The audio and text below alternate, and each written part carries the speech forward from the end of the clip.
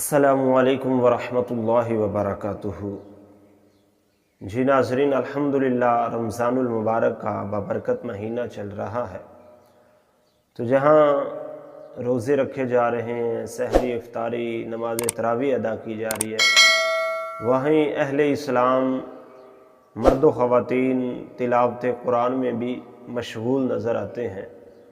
تو تلاوت قرآن بہت ہی اچھا عمل ہے، لیکن اس میں ایک غلطی کی جاتی ہے۔ وہ غلطی کیا ہے، اس کے بارے میں بتانے سے پہلے میں قرآن پاک کی تلاوت کی فضیلت کے حوالے سے ایک دو فرمان مصطفیٰ صلی اللہ علیہ وآلہ وسلم آپ کے سامنے رکھنا چاہتا ہوں۔ چنانچہ حضرت عثمان بن عفان رضی اللہ تعالیٰ عنہ روایت کرتے ہیں کہ سرکار دو عالم صلی اللہ علیہ وآلہ وسلم نے فرمایا، خیرکم من تعلم القرآن وعلمہ، تم میں سے بہتر وہ ہے جو قرآن پڑھے اور پڑھائے۔ اسی طرح حضرت نعمان بن بشیر رضی اللہ تعالیٰ عنہ راوی ہیں کہ سرکار دو عالم صلی اللہ علیہ وسلم نے فرمایا، میری امت کی بہترین عبادت جو ہے وہ تلاوت قرآن ہے۔ تو حضرت عبداللہ بن مسعود رضی اللہ تعالیٰ عنہ سے روایت ہے، آپ فرماتے ہیں کہ سرکار دو عالم صلی اللہ علیہ وآلہ وسلم نے فرمایا کہ اللہ تعالیٰ قرآن پڑھنے والے کو ایک ایک حرف کے بدلے ایک ایک نیکی عطا فرماتا ہے، اور ایک نیکی 10 نیکیوں کے برابر ہے۔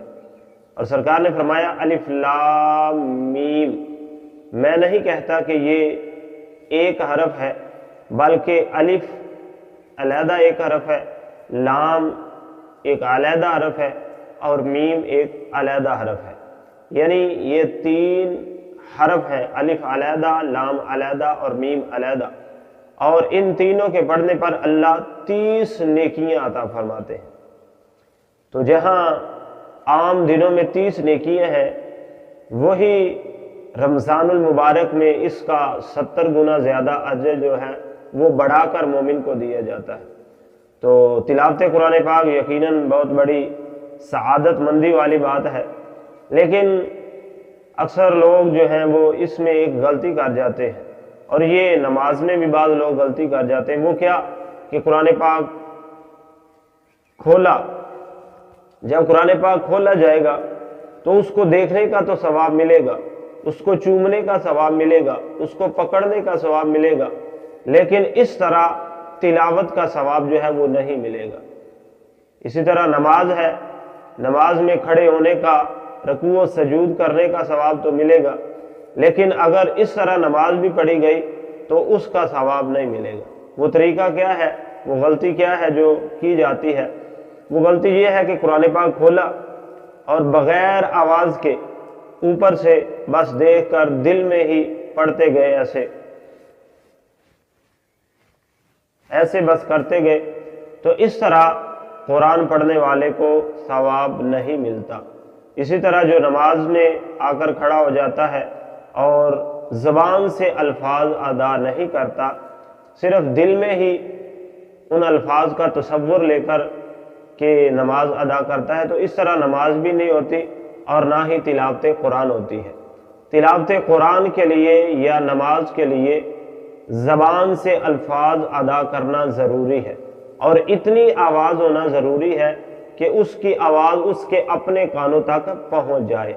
تو جو اس طرح کرتے ہیں وہ بہت بڑی غلطی میں مبتلا ہے۔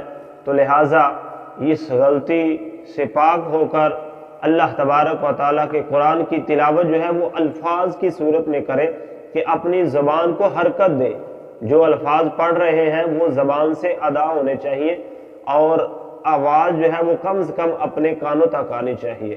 تو اللہ تعالیٰ عز و جل سے دعا ہے کہ اللہ اپنے حبیب کا صدقہ عمل کی توفیق عطا فرمائے، کیونکہ پڑھنا جو ہے وہ اسی وقت تصور ہوگا جب الفاظ کی ادائیگی زبان سے کی جائے گی اور اس کی آواز کم سے کم اپنے کانوں تک پہنچے گی۔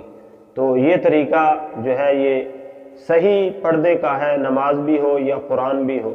اور اگر کوئی صرف دیکھ کر اوپر سے نظر پھیر کے تو کام چلا رہا ہے، تو اس کا یہ پڑھنا اس کو لیے اجر و ثواب کا باعث نہیں ہوگا۔